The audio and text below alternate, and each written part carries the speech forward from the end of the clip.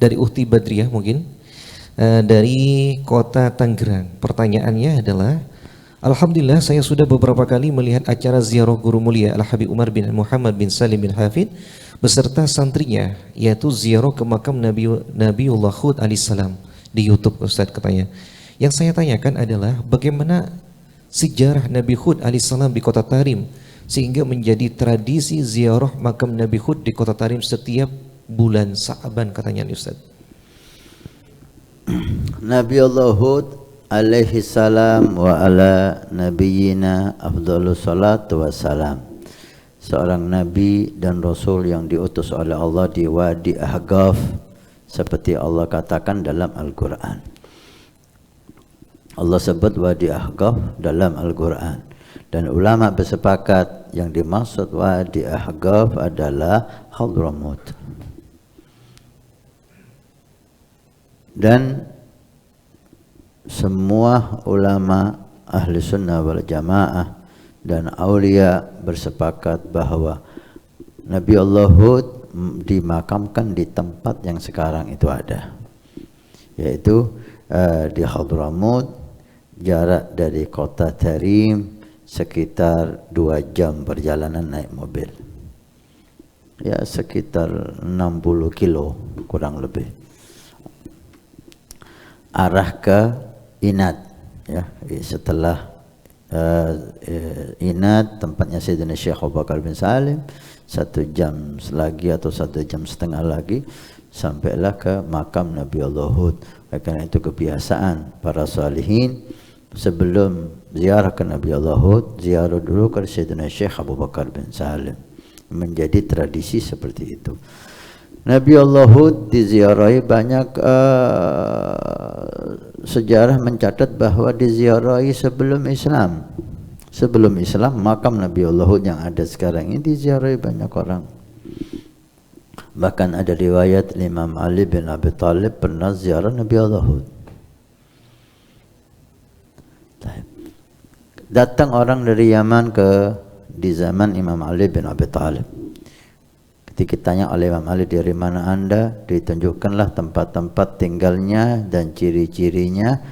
Imam Ali mengatakan, di situ ada makam Nabi Allah Hud.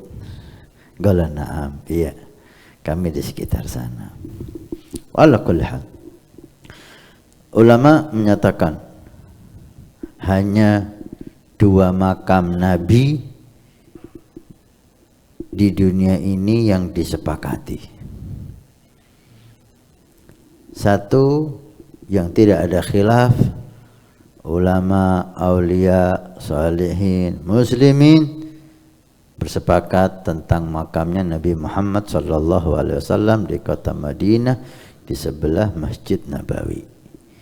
Ini tidak ada khilaf, tidak aulia atau tidak muslimin awam,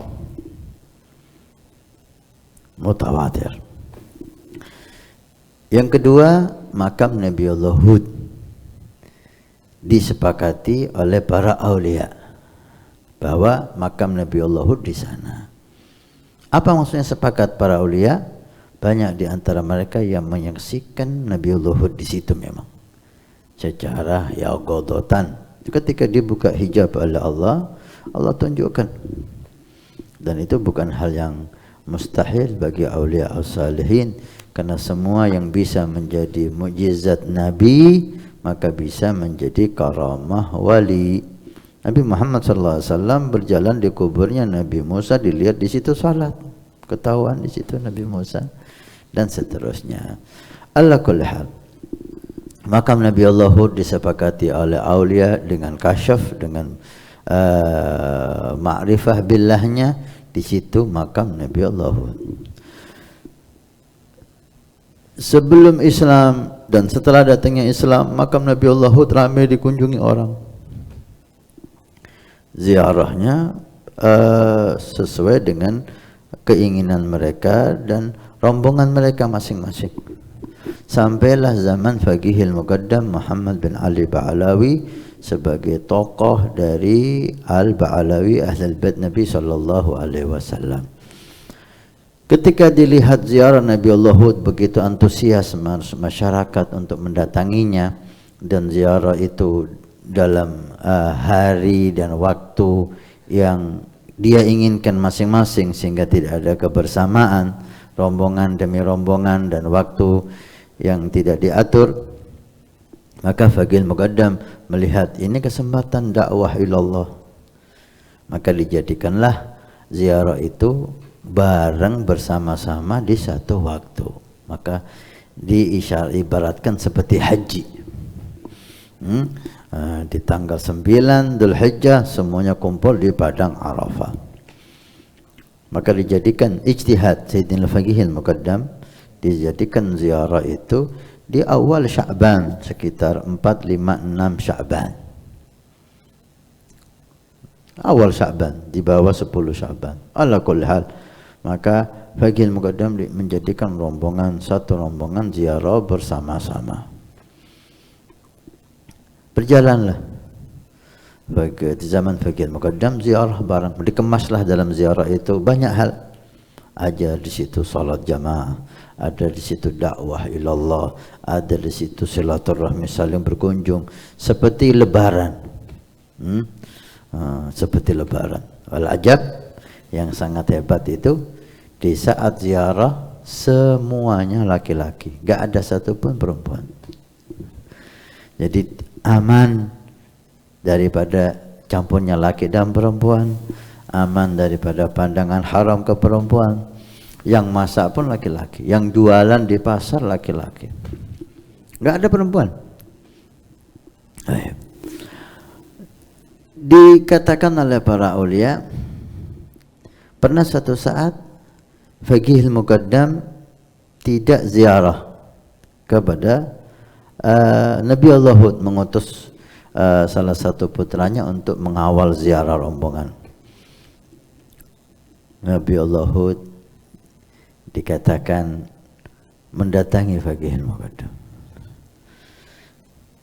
Sampai dalam qasidah para salihin itu diriwayatkan Nabi Allah Hud menundukkan kepalanya masuk ke rumah Faqihul Muqaddam, karena mungkin fisik beliau sangat besar, ya, sangat tinggi, sehingga mungkin pintunya rumahnya Faqihul Muqaddam paling tinggi 2 meter, 2 meter setengah lah, untuk 2 meter setengah sampai 3 meter standarnya rumah seseorang pintunya.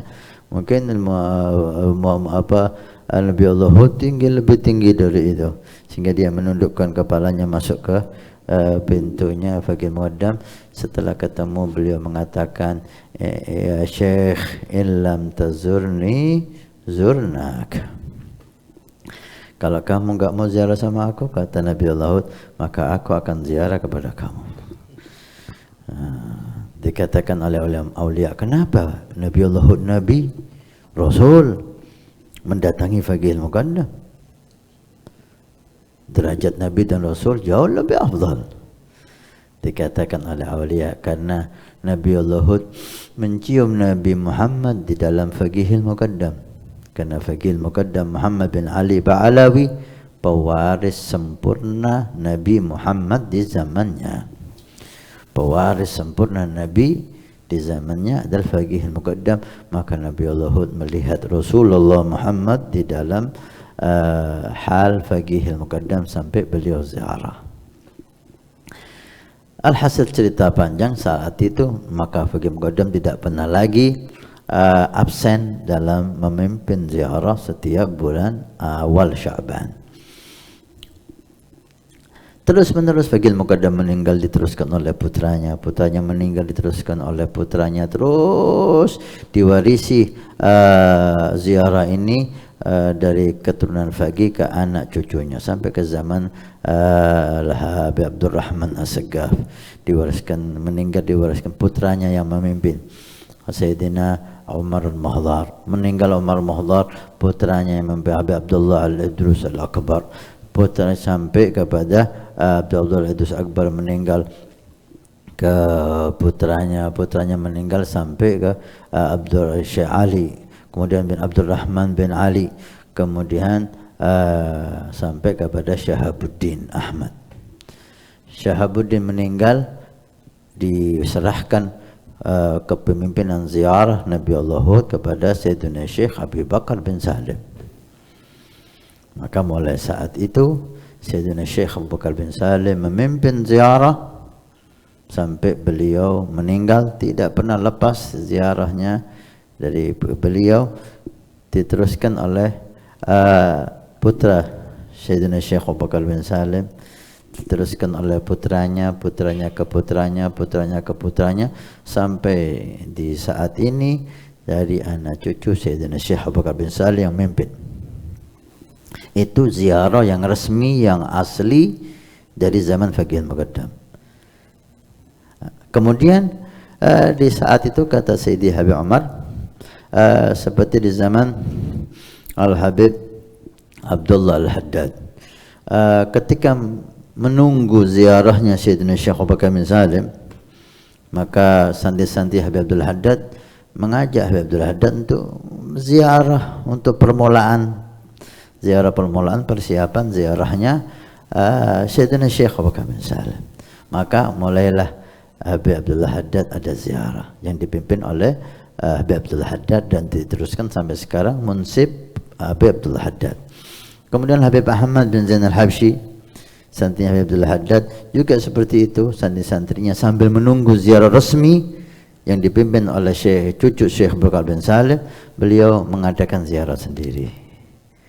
Kemudian demikian juga yang lain, Syahabuddin, demikian juga yang lain, sampai akhir ini ditambahi Habib Abdurrahman bil Faqih ada ziarahnya sendiri. Kemudian sampai terakhir Habib Ali Habsyi membuat ziarah sendiri. Tapi ziarah asas, ziarah yang resmi, yang diwarisi kepemimpinannya dari Faqih Muqaddam sampai saat ini, ziarah Sayyidina Syekh Abu Bakar bin Salim. Maka itu kalau kita hadir ziarah, mudah-mudahan Allah catat semuanya untuk hadir ziarah. Karena dikatakan oleh Habib Abdurrahman As-Saggaf, la yuraghib ziarah Nabi Hud illa sa'id. Ada jaminan yang kabar gembira dari Habib Abdurrahman As-Saggaf, tidak ada orang yang menghimbau untuk ziarah Nabi Allah Hud kecuali dia orang yang selamat di akhirat. Karena sangat luar biasa sekali. Semua ziarah-ziarah, baik ziarah Al-Haddad, ziarah Al-Faqih, ziarah Ahmad bin Zain, ziarah terakhir Habib Ali Habsyi, semuanya itu pra-ziarah untuk persiapan ziarah yang inti, yaitu ziarah Sayyidina Syekh Abu Bakar bin Salim. Ziarah Syekh Abu Bakar bin Salim inilah ziarah yang diwarisi daripada Faqih Muqaddam sampai kepada Syekh Abu Bakar bin Salim, kemudian dari Syekh Abu Bakar diteruskan anak cucunya sampai saat ini. Dan ziarah-ziarah yang lain pra-ziarah untuk persiapan itu. Sehingga kalau kita datang, kita lihat ziarah yang paling meriah, yang paling terlihat wibawahnya adalah ziarah Sayyidina Syekh Abu Bakar bin Salim. Maka dijadikan ziarah itu yang terakhir, puncak ziarah. Maka tinggal di sana 5 hari 5 malam, ada 4 malam 5 hari 4 malam, dan seterusnya, lengkapnya seperti itu.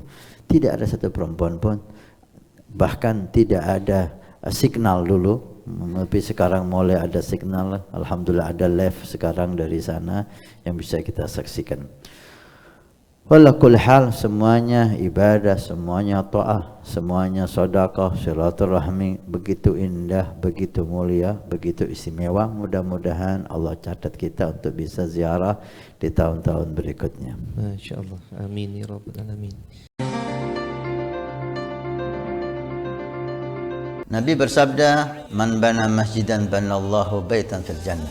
Siapa yang ikut membangun masjid, maka Allah akan membangunkan rumah di surga. Pondok Pesantren Nurul Iman akan membangun masjid 2 lantai plus aula. Maka kami mengajak untuk kita dan Anda mendapatkan rumah di surga. Kami membutuhkan 2.000 orang per orang, 100.000 per bulan selama 1 tahun. Silahkan Anda daftarkan diri Anda atau almarhum dari orang tua keluarga Anda yang sudah meninggal, atau Anda niatkan untuk putra Anda supaya menjadi putra yang saleh salehah. Insyaallah dengan masjid di Pondok Pesantren Nurul Iman yang insyaallah makmur dengan salat, qiyamul lail, zikir, majelis taklim, belajar agama Allah. Setiap kalimat, setiap bismillah, setiap ilmu Anda dapat pahala. Setiap rakaat Anda dapat pahala. hani'an lana wa hani'an lakum kalau kita punya rumah di surga Allah. Mudah-mudahan Allah mencatat kita sebagai hamba yang punya rumah di surga.